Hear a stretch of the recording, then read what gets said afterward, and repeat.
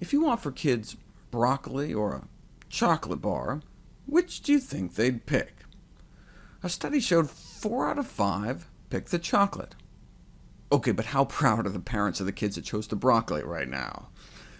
But what if you put an Elmo sticker on the broccoli? When an Elmo sticker was placed on the broccoli, it was half and half. 50% chose the broccoli. It works in schools, too. A picture of SpongeBob saying, "Got beans," and 37% more boys, 70% more girls chose green beans. One little sign, and kids were eating significantly more vegetables. We saw how we should cut up, or ideally cut out, cookies to minimize consumption. How should we cut up vegetables to maximize consumption?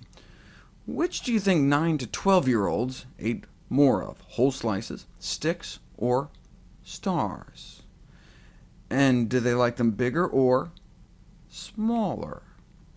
The results were strikingly clear. Turns out shape was very influential. Children clearly preferred having their vegetables cut. Stars were liked the most. What about slices versus sticks? No difference. And size only mattered for the whole chunk, where the ordinary size was preferred to the miniature versions. If they're still not biting, you can apply the same trick I used to get our dog to eat stuff she doesn't like. Dip it in peanut butter.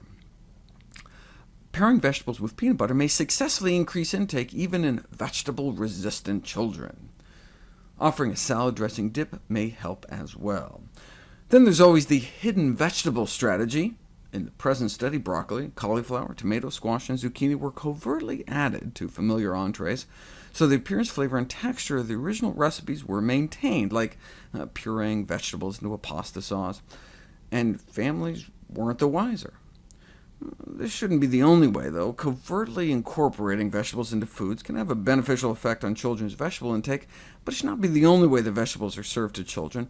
Because the liking of an originally disliked vegetable can be increased through repeated exposure, it's important to use several strategies to ensure that children experience different forms of vegetables, especially whole vegetables, because they're not going to live at home forever.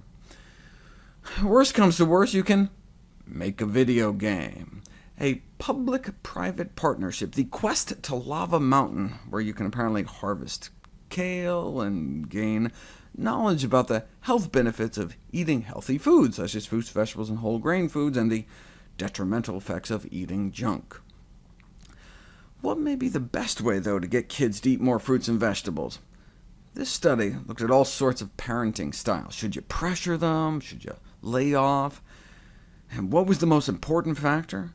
The results indicated that the most important predictor of children's fruit consumption was, wait for it, the parents' consumption, and pretty much the same with vegetables. If we want our kids to eat healthy, we have to model healthy behavior.